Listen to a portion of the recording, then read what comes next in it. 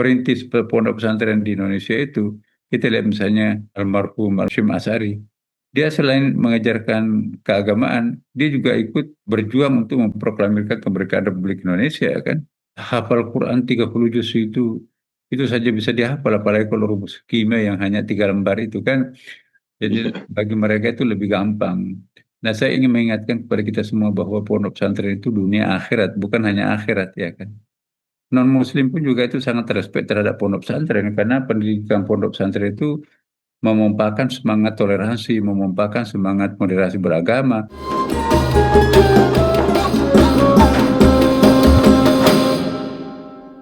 Assalamualaikum warahmatullahi wabarakatuh, pendengar dan netizen Radio Sinta dimanapun Anda berada.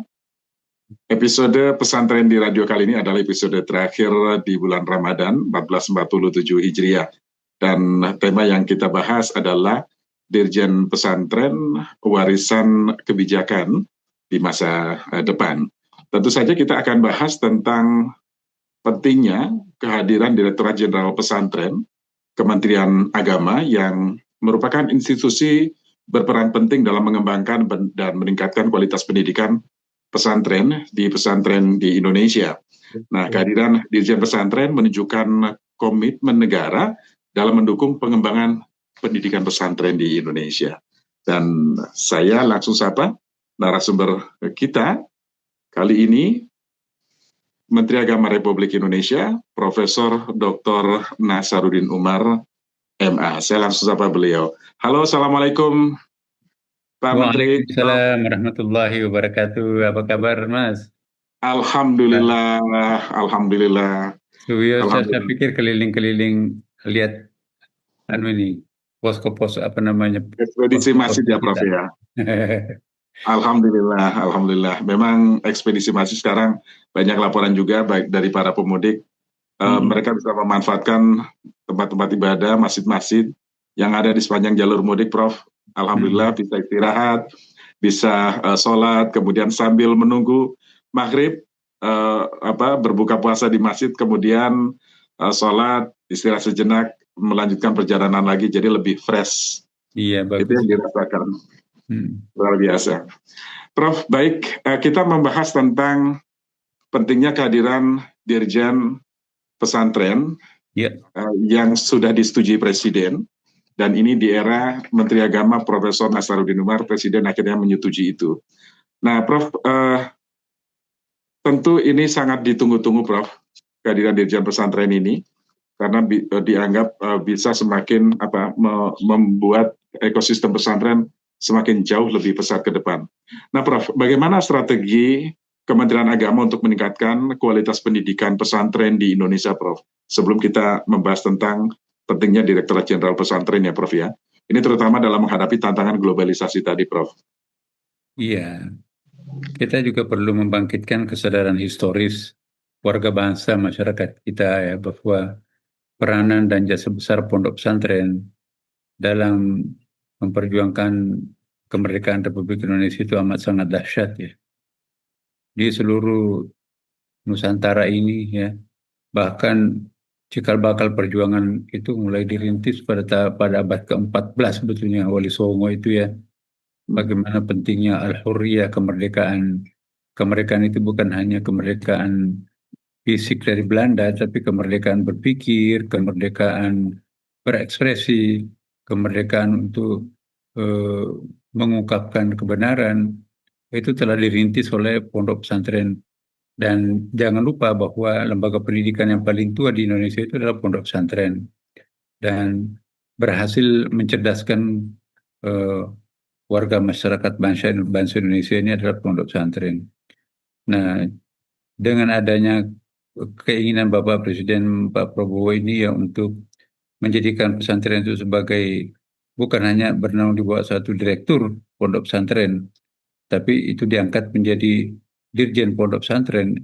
Itu saya kira langkah yang sangat tepat yang kita harus siapkan. Terima kasih kepada Pak Presiden Prabowo karena mengakui peran sejarah pondok pesantren sedemikian besar dan sedemikian luas, memberikan motivasi untuk para pejuang proklamasi kemerdekaan pada waktu itu dengan motivasi agama ya kita sangat tahu bahwa kalau motivasi agama yang bekerja di balik alam bawah sadar masyarakat para pejuang kita, motonya itu adalah Aish Kariman atau Mut Syahidan, hidup mulia atau mati syahid. Nah, kalau bahasa agama seperti ini muncul, Belanda kocar kacir itu. Nah, jangan sampai nanti yang pernah berjasa di negeri ini pondok pesantren malah terlupakan di dalam eh, proses pembangunan itu sendiri. Ntar takut kita kualak ya. Karena di belakang pondok pesantren ini ada para kiai, para wali, dan para pejuang eh, majhulun fil ard ma'lum fis sama. Tidak mau populer di bumi, tapi itu selebriti-selebriti langit. Nah, itulah para kiai. Tidak mau mendapatkan bintang penghargaan, tidak mau mendapatkan pengakuan. Nanti takut keikhlasannya itu ter apa ya terkurangi gitu. Saya kira gitu Mas Rudi. Iya. Nah, Prof, apa yang akan dilakukan oleh Kementerian Agama ketika nanti Direktorat Jenderal Pesantren sudah terbentuk, Prof? Pertama kita akan melakukan pemisahan dengan pendidikan Islam dan pondok pesantren. Pemisahan antara keduanya itu nanti bukan asal ya, bukan formalitas, tapi dari segi ontologinya, dari segi epistemologinya, dari segi aksiologinya. Kedua institusi ini nanti akan kita bedakan. Pendidikan Islam itu kira-kira nanti itu lebih heavy-nya itu ke pendidikan formal ya kan, sama dengan sekolah-sekolah ya. Tetapi kalau pondok pesantren itu betul-betul itu mengakar pada tradisi pondok pesantren yang sekian lama berkembang di tanah air kita ini. Tetapi meskipun demikian, eh, pendidikan pondok pesantren pun juga itu tidak alergi terhadap perkembangan modern, dan buktinya justru para santri kita itu justru itu pegang peran juga, bahkan pernah menjadi apa ya bintang-bintang di ITB, di UGM, Ya. di UI, di samping hafal Quran juga sarjana teladan di lembaga-lembaga tersebut.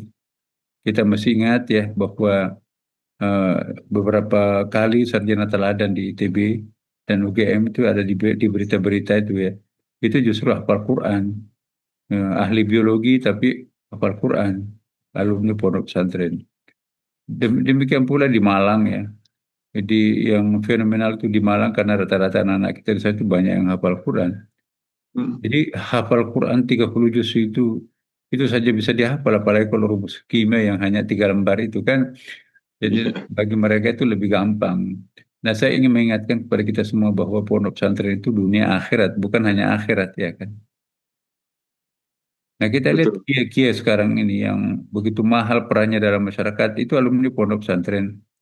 Maka Hmm. itu Dirjen Pondok Pesantren yang akan datang itu kembali akan memberikan penguatan terhadap tradisi pesantren, bukan saja institusinya, tapi juga mungkin dengan konsekuensinya itu pendanaannya. Jangan sampai nanti pondok pesantren jadi penonton terhadap berbagai macam sekolah yang hebat-hebat itu kan. Nah, inilah yang kita harapkan ke depan. Semoga pondok pesantren ini eh, bisa menjadi salah satu faktor yang mampu mencemerlangkan bangsa Indonesia. Hmm. Tentunya di samping pendidikan madrasah dan juga sekolah umum. Jadi nantinya akan ada pemisahan pendidikan di pesantren dan yang Iya, selama ini ada. dikelola oleh Pendis ya. Iya. Hmm. Baik, Prof, selama ini apa yang menjadi kendala, Prof, terbentuknya Dirjen Pesantren? Sehingga butuh waktu yang lama sekali dan di era Prof. Nasaruddin Menteri Agama baru disetujui oleh Presiden Prabowo Subianto. Iya, saya kira political will ya, kemauan pemerintah. Kalau pemerintah itu sadar sejarah dan berani untuk melakukan eh, terobosan, saya kira cukup beralasan lah. Seperti Pak Prabowo ya, tentu usulan Kementerian Agama, maka dengan sendirinya pondok pesantren itu ya tidak ada yang menolak kok. Non-Muslim pun juga itu sangat respect terhadap pondok pesantren karena pendidikan pondok pesantren itu memompakan semangat toleransi, memompakan semangat moderasi beragama, memompakan semangat pluralitas. Apalagi di negeri kita yang majemuk seperti ini. Jadi pondok pesantren itu tidak pernah membenci siapapun. bahkan memberikan pertolongan terhadap kelompok minoritas. Pesantren ini dengan segala catatan dan kelemahannya juga ada ya, tetapi dalam sejarahnya itu selalu menjadi pengayom-pengayom minoritas, apakah minoritas dari segi etnik, apakah minoritas dari segi kedaerahan, apakah minoritas dari segi jenis kelamin. Jadi pondok pesantren itu selalu pembela kaum mustadafin, pembela terhadap kaum lemah. Karena salah satu misinya Islam itu memang membela kaum lemah itu. Nah, pondok pesantren ini dalam lembaga pendidikan Islam tentu juga akan peka terhadap hal-hal yang eh, menyebabkan terwujudnya ketidakadilan dalam masyarakat. Nah, inilah yang kita harapkan, semoga dengan kehadiran pondok pesantren, umat Islam itu akan lebih moderat, umat Islam itu akan lebih toleran, umat Islam itu akan lebih holistik cara berpikirnya, sehingga tidak lagi berwawasan sempit, dan mereka belajar dari substansi ajaran Al-Quran yang memang rahmatan lil alamin. Islam itu bukan hanya rahmat untuk orang Islam, tapi bukan saja untuk manusia saja, tapi alam semesta pun juga akan merasakan kehadiran Islam yang nanti juga akan direpresentasikan oleh pondok pesantren. Hmm. Pak Menteri, pesantren ini kan sekarang transformasinya jauh lebih cepat ya Pak Menteri ya. Bahkan pesantren meskipun tetap berpegang teguh pada pendidikan tradisional, ya kearifan lokal yang selama ini dimiliki, misalnya kitab kuning dan lain sebagainya, tetapi pesantren juga selalu adaptif. Dan ini terbukti dengan tadi Prof sudah sampaikan juga bahwa lulusan-lulusan pesantren mereka ternyata bisa bersaing di perguruan-perguruan tinggi negeri di Indonesia ataupun yang ada di luar negeri. Nah, dengan kehadiran Dirjen Pesantren nanti, transformasinya akan seperti apa lagi, Prof? Tentu akan lebih dahsyat lagi harapan kita ya. Nah, kita berobsesi nanti, siapapun akan belajar Islam moderat itu bukan ke tempat lain tapi ke Indonesia. Islam itu akan menjadi semacam epicentrum peradaban dunia Islam modern. Islam di Indonesia dengan hadirnya pondok pesantren yang makin kuat, itu betul-betul akan menjadi eh, melting point terhadap lembaga peleburan terhadap nilai-nilai yang berbeda satu sama lain. Jadi kita juga membutuhkan semacam mediator terhadap peradaban yang berbeda. Nah, Islam di sini kan selalu tampil sebagai mediator antara kelompok-kelompok eh, kanan dan kelompok kiri, kelompok utara dan selatan, kelompok timur dan barat. Nah, kenapa? Karena memang doktrinnya pondok pesantren itu berpaku kepada prinsip Al-Quran. Walillahil masyriq wal maghrib, kepunyaan Allah lah di timur dan di barat itu. Fa'inama tuwallu fatamma wajhullah, kemanapun kalian menghadapkan mukamu, di situ engkau akan menjumpai wajah Allah. Jadi artinya di barat dan timur itu bukan wajah timur itu adalah wajah malaikat, barat itu adalah wajah iblis. No, semuanya adalah wajah Tuhan. Itu prinsip Al-Quran itu. Dan tidak boleh kita memandang enteng hanya karena perbedaan etnik, apalagi hanya perbedaan agama.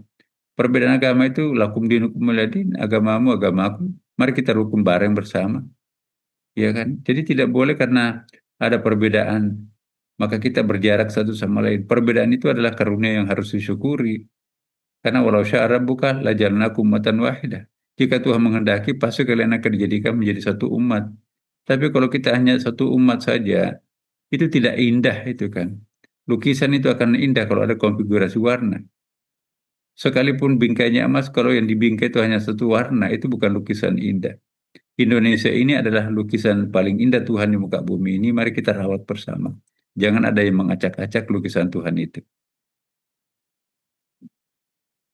Bagaimana kesiapan SDM-nya nantinya, Prof, jika pesantren ke depan akan disiapkan oleh Kementerian Agama sebagai pusat Islam yang moderat, Islam yang rahmatan lil alamin, sehingga menjadi rujukan dunia untuk mempelajari Islam yang sesungguhnya? Saya kira tidak ada masalah karena pangkalan pendatangnya sudah sangat siap. Bahkan lebih siap daripada lembaga pendidikan modern kan. Sejak 14 abad sejak abad ke-14 yang lalu, pangkalan pendatang pondok pesantren sudah disiapkan oleh Wali Songo dan murid-muridnya yang bertebaran seluruh Indonesia kan. Jadi tinggal landing aja sebetulnya. Jadi pondok pesantren itu bukan hanya lembaganya kita tonjolkan, tapi substansi dan nilai-nilai kepesantrenan itu nanti yang akan ikut berpengaruh di dalam bangsa ini. Kehadiran pondok pesantren jelas akan memperkuat eh, kohesi masyarakat bangsa Indonesia yang majemuk itu. Karena Islam Indonesia itu toleransi itu diajarkan di pondok pesantren. Tidak pernah ada pondok pesantren yang benar-benar pondok pesantren yang mengajarkan kebencian satu sama lain. Kecuali kalau ada pondok pesantren tanda kutip ya, abal-abal nggak dapat izin, biasanya itu yang sering menimbulkan ulah di dalam kehidupan masyarakat. Artinya seolah-olah mempertahankan dirinya santri atau pondok pesantren, tapi tidak memenuhi kriteria pondok pesantren menurut tradisi pesantren itu sendiri. Di dalam sebuah pesantren, tradisi pesantren itu unsur yang harus ada itu memang harus ada kiainya. Hmm. Tongkrong bersama dengan santrinya 24 jam di pondok. Harus ada masjid atau musolanya yang menjadi kajian kitab kuning di tempat itu. Dan yang ketiga ada kitab kuning yang dibahas di dalamnya. Ya, yang keempat itu harus ada santrinya. Santrinya itu betul-betul siap dari berbagai macam pelosok, ya, dengan begitu taat dan setia kepada kiainya, ya, dengan tata tertibnya amat ketat, dengan pakaiannya yang sangat spesial, ya, pakai sarung bagi laki-lakinya, pada umumnya perempuannya itu pakai mukena tentunya, dan mereka berguru dengan penuh tekun kepada gurunya, ya. Kemudian juga di samping itu ada sekolahan juga, ya. Di samping sekolah itu kadang-kadang juga ada keterampilannya, ada vokasinya juga kan. Bagaimana melatih anak-anak itu merawis, bagaimana melatih kesenian, bagaimana melatih bela diri, bagaimana melatih anak-anak kita itu untuk kaligrafi, khat, bagaimana melatih anak-anak kita itu keterampilan di dalam mencetak buku, membuat menerbitkan kitab-kitab kuning. Dulu itu pondok pesantren itu menerbitkan sendiri kitab kuningnya itu, menjilid sendiri, membuat eh, editing yang bagus ya. Makhtutat itu ditulis ulang, kemudian Al-Quran itu pun juga ditulis tangan ulang. Ketika percetakan pada waktu itu belum marak ya kan. Dan dia juga hasil cetakan itu pun juga oleh tradisi pesantren itu dibaca ulang, apakah salah salah titik atau ya kan manusia biasa juga yang membuat alat percetakan itu. Dan itu ditashih namanya. Jangan sampai nanti ada satu huruf pun dalam Al-Quran itu hilang, ada satu titik pun itu hilang, itu bisa berubah yang sangat besar maknanya. Ya, jadi pondok pesantren itu sangat siap untuk menjadi tuan rumah di negerinya sendiri sebagai lembaga pencerah. Oke. Iya, dengan sendirinya nanti kualitas SDM, para pengasuh, pengajar, ustadz-ustadznya itu juga akan ditingkatkan terus, Pak Menteri ya. Oh itu pasti, ya. Itu juga sudah ada, sudah jalan itu di pondok pesantren. Ya, Cuma publikasi dan apa informasinya ke publik itu belum. Kenapa? Karena sarana kita itu terlalu kecil ya kan. Tapi nanti dengan Direktorat Jenderal itu sarananya sudah punya kantor sendiri, punya tenaga kerja, punya karyawannya dan punya unsur strukturnya lebih kaya. Nah, mengakomodir dengan berbagai macam kecenderungan pondok pesantren, misalnya kan di Medan, di situ ada pondok pesantren tertua juga. Di Sulawesi Selatan juga ada pondok pesantren tertua. Kemudian di Jawa apalagi ya banyak sekali, Kalimantan Timur ya, ya. di Ambon, banyak sekali lembaga-lembaga pendidikan tradisional yang bernuansa pondok pesantren itu bisa kita nanti sinergikan itu kan. Nah, pondok pesantren itu nanti diperkaya dengan berbagai macam khasanah lokalitas ya kan. Misalnya pondok pesantren di Jawa itu pada umumnya dimiliki oleh orang perorangan, maka itu kalau bapaknya meninggal diganti oleh Gus anaknya. Tapi kalau pesantren Sulawesi Selatan itu proses pergantian pimpinannya itu tidak turun-temurun, tetapi berdasarkan demokrasi. Muktamar yang memilih kiai baru kalau kiainya meninggal. Ya, saya sekarang sebagai pimpinan Pondok Pesantren Asadia ya, terbesar di Indonesia Timur itu 543 cabangnya di seluruh Indonesia, bahkan sampai ke Malaysia. Saya, bapak saya nggak ada kaitannya dengan pondok pesantren ini. Saya bukan Gus, tapi aklamasi seluruh eh, pimpinan pondok cabang-cabang itu memilih saya, maka itu amanah buat saya. Tapi kalau di Jawa, nggak bisa. Yang punya pondok itu adalah eh, kiainya. Kalau meninggal bapaknya, ya dilanjutkan oleh anaknya. Tidak ada pemilihan. Nah, ini nuansa perbedaannya ada. Nah, di Kalimantan ada pola Jawa, ada pola Sulawesi. Tetapi apapun polanya, yang penting kandungannya sama. Bahasa kitabnya pun juga pada umumnya sama. Misalnya kita belajar tafsir Jalalain, seluruh pondok pesantren di Indonesia, bagi mereka yang ingin belajar Al-Quran. Kita belajar Riyadhus Shalihin bagi mereka yang ingin bertakhasus pada hadis. Ya. Kemudian kita belajar Fathul Mu'in bagi mereka yang belajar fikih. Itu dipakai di seluruh Indonesia. Kemudian kita belajar misalnya Khulasah Nurul Yakin, yaitu kitab sejarah yang paling standar itu ya, buku-buku sejarah. Kita juga belajar kalau mau lebih level atas itu lagi ada eh, eh, apa kitab dua macam di situ, itu Tanwirul Qulub, tapi ada lagi bagi mereka yang para senior itu guru-guru itu Ihya Ulumuddin karangan Imam Al-Ghazali. Nah, ada persamaannya antara satu pesantren dengan pesantren yang lain, sekalipun institusinya berbeda ya. Kebetulan memang para pimpinan pondok itu bergurunya hampir rata-rata sama dan sesama pada masa awal di Mekah. Mm-mm. Ya, jadi di Sumatera, kemudian juga di Jawa, Sulawesi, itu orang-orang mereka itu menjadi belajar di Mekah dan pulang ke tanah air juga, selain menganjurkan pendidikan, dia juga menganjurkan kemerdekaan. Jadi rata-rata perintis kiai, perintis pondok pesantren di Indonesia itu, kita lihat misalnya almarhum almarhumah Hashim Asari, dia selain mengajarkan keagamaan, dia juga ikut berjuang untuk memproklamirkan kemerdekaan Republik Indonesia kan. Sama juga di ulama lain seperti Ki Haji Muhammad As'ad di Sengkang, Kabupaten Wajo, tertua pondok pesantren di Indonesia Timur, bahkan dia melahirkan pondok pesantren yang ada di Indonesia Timur, itu juga dia lahir tahun 1930. Apa, dia datang dari Tanah Suci itu tahun 1930 membuka pondok di Sulawesi Selatan. Nah, saya dari sana itu. Nah, jadi tahun sebelum kemerdekaan, bahkan kehadiran mereka itulah nanti yang eh, menyebabkan bangkitnya gerakan kemerdekaan di seluruh pelosok tanah air melalui indoktrinasi dari pondok pesantren. Iya, Jadi memang dengan sejarah panjang kontribusi pesantren di Indonesia, barangkali iya, ini yang menjadi alasan Presiden sehingga iya, menyetujui bentuknya Dirjen Pesantren, Prof ya. Nah, tetapi Prof, tadi Prof juga sempat menyinggung bahwa iya, sekarang ini iya. kan banyak Jadi, lembaga-lembaga pendidikan yang boarding begitu ya Prof ya. Boarding nah, kemudian dia pendidikan pesantren itu kan salah satu cirinya itu adalah boarding. Jadi hmm, boarding pondok pesantren yang boarding itu ya sejak dulu ya.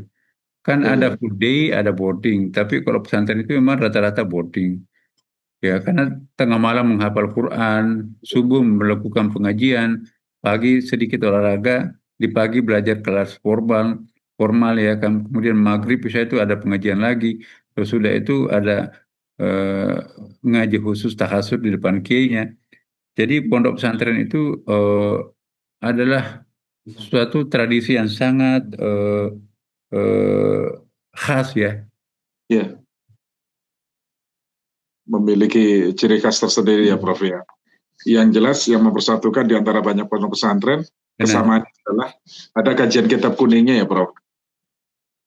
Iya. Ya, Dan kita pun ini bagi pondok pesantren itu adalah suatu hal yang sangat khas ya. Maka itu tidak termasuk pondok pesantren kalau tidak ada kajian kitab kuningnya. Itu menurut definisinya pondok pesantren yang kita anut di Indonesia ini.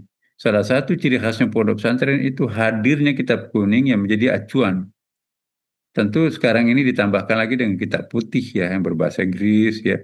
Karena ya, orang mau belajar Islam itu tidak mesti harus bahasa Arab saja. Banyak sekali penulis-penulis hmm, ilmuwan Muslim terbesar dunia itu menggunakan bahasa Inggris. Misalnya kan kita lihat di dalam eh, perbukuan sekarang ada misalnya Syekh Hasan Nasr, itu amat dahsyat itu. Karya-karyanya ditulis dalam bahasa Inggris itu kan. mm, Bahkan juga ada William Citik ya kalau mau belajar sofistik. Bukan main, tidak bisa kita memandang sebelah mata kitab putih yang berbahasa Inggris itu dalam mengungkapkan substansi ajaran Al-Quran.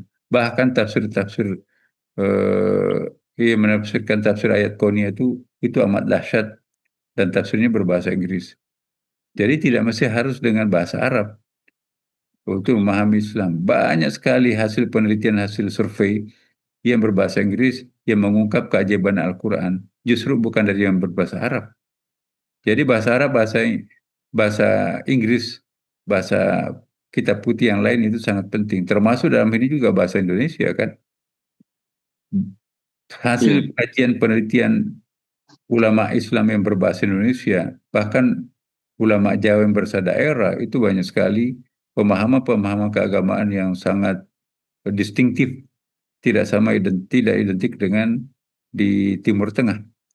Nah, jadi ada kearifan lokal dalam memahami Al-Quran.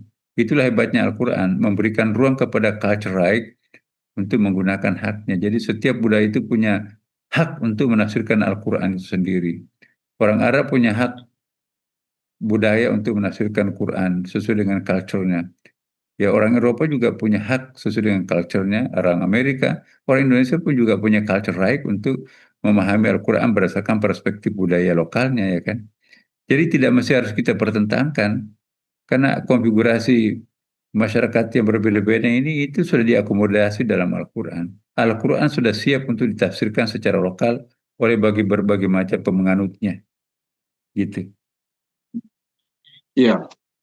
Prof, mengingat pentingnya Direktorat Jenderal Pesantren sebagai bentuk tanggung jawab pemerintah, kehadiran pemerintah dalam melakukan pembinaan pengawasan untuk ekosistem pesantren yang lebih maju, modern dan lain sebagainya tanpa Ya, meninggalkan identitas lokalnya, Prof. Ada ya berapa betul. ada berapa direktorat yang nanti akan disiapkan di bawah Dirjen Pesantren ini, Prof? Kita usulkan itu nanti ada 4 tambah, ya ada 4 ya, direkturnya Hmm, ditambah dengan sekretaris. hmm, oke. Tapi nanti kita lihat, eh, kita menunggu Kepresnya dulu. Kalau Kepresnya turun, sudah di meja Presiden, maka itu insya Allah bisa kita breakdown nanti petunjuknya Bapak Presiden. Tapi kita usulkan seperti tadi. Oke. Ya.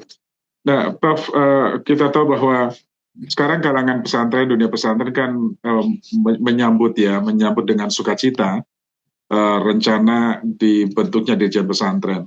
Iya. Barangkali bisa disampaikan, Prof, apa yang menjadi kendala sehingga sampai saat ini Presiden belum menandatangani juga, Prof. Saya kira kendala nggak ada lah, hanya persoalan waktu saja ya, karena memang pembahasan-pembahasannya di DPR, kemudian juga persiapan-persiapan perangkat eh, eh, perundang-undangannya ya, peraturan-peraturannya melalui eh,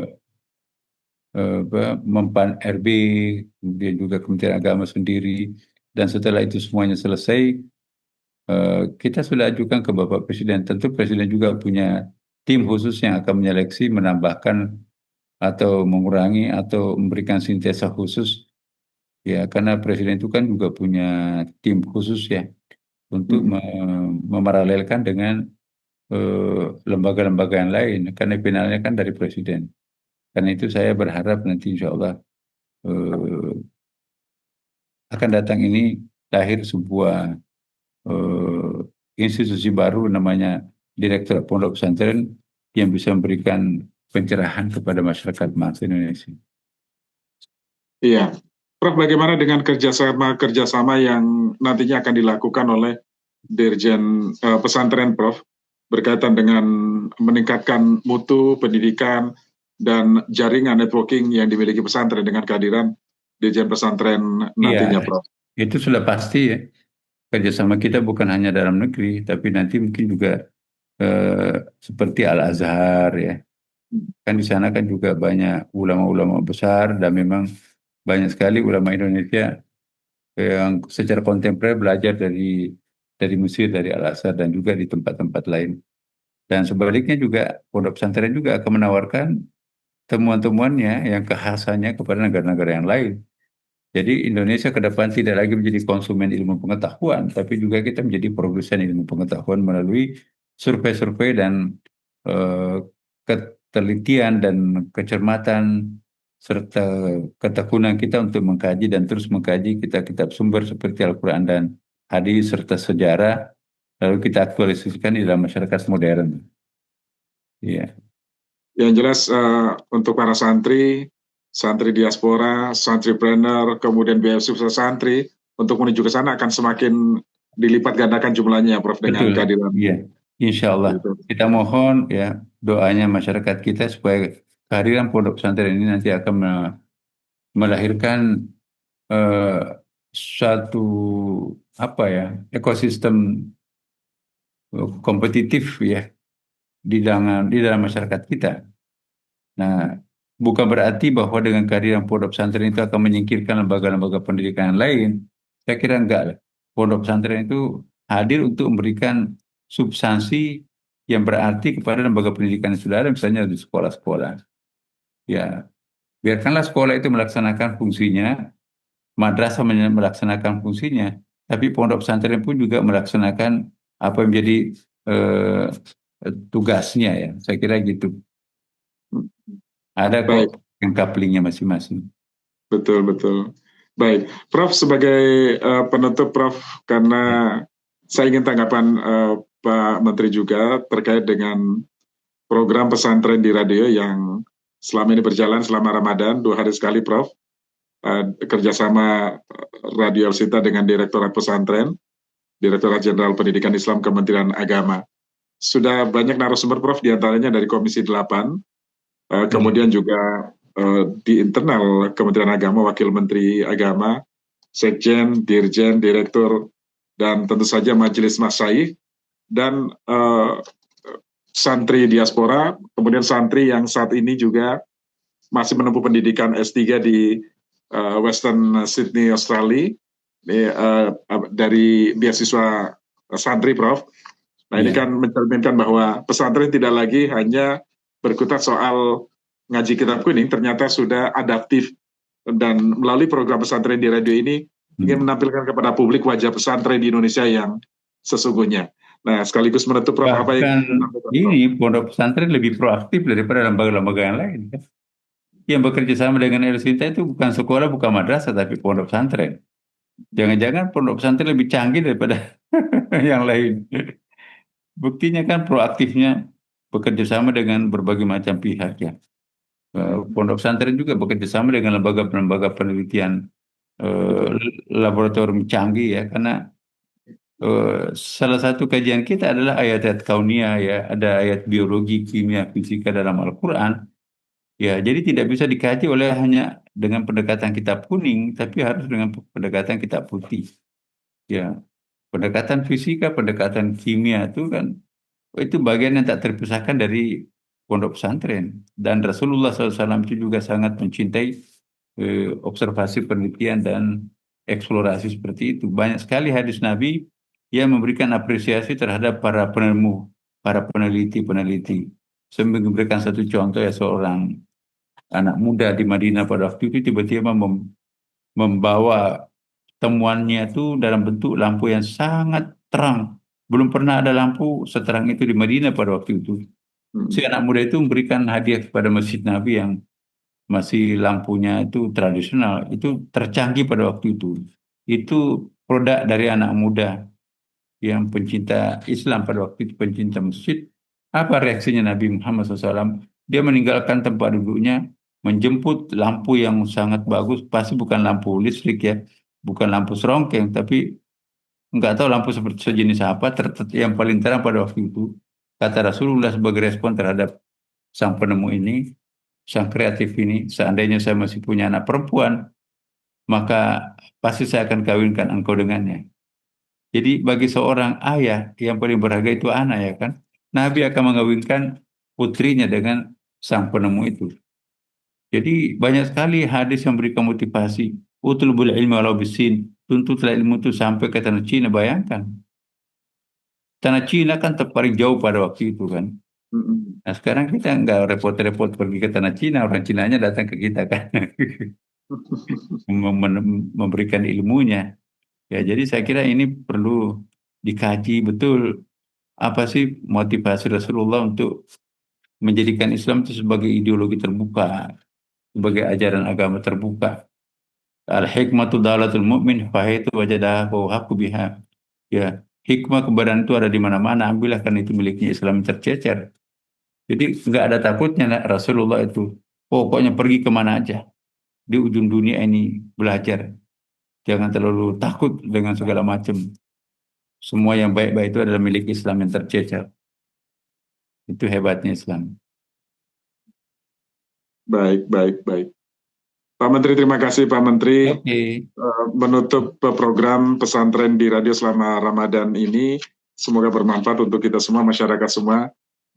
Mencerminkan bahwa pesantren di Indonesia, pesantren yang moderat dan tanpa meninggalkan jati diri pesantren dengan kajian kitab kuning dan lain sebagainya. Pesantren juga terus adaptif dan dengan ilmu pengetahuan tersebut. Terima kasih Prof. sudah bersama kami. Sehat selalu Prof. Oke, terima kasih Mas. Selamat jalan mengontrol teman-teman di situ. Baik, baik. Sudah berapa mobil yang berangkat? Dari ini gabungan seluruh kanwil Prof. Seluruh kanwil. Jadi mereka bukan hanya di Jawa Prof. Kita monitor juga di Kalimantan, kemudian Sumatera, bahkan sampai ke Papua juga kita akan monitor. Luar biasa. El Sinta dari sana kan? Insya Allah Prof, kita reporter kita, kontributor kita, hampir di seluruh provinsi kita siap semua Prof. Untuk mengabarkan. Udah, jadi kerjasama ini harus dipelihara. Amin, siap. Kami selalu siap untuk sinergi dengan Kementerian Agama untuk kemaslahatan dan bisa dirasakan manfaatnya oleh masyarakat luas. Begitu Prof. Oke, terima kasih Mas. Terima kasih. Baik Prof. Assalamualaikum. Waalaikumsalam warahmatullahi wabarakatuh. Pendengar dan netizen, demikian tadi menutup program pesantren di radio selama Ramadan bersama Menteri Agama Profesor Dr. Kiai Haji Nasaruddin Umar MA. Saya Surya pamit. Assalamualaikum warahmatullahi wabarakatuh.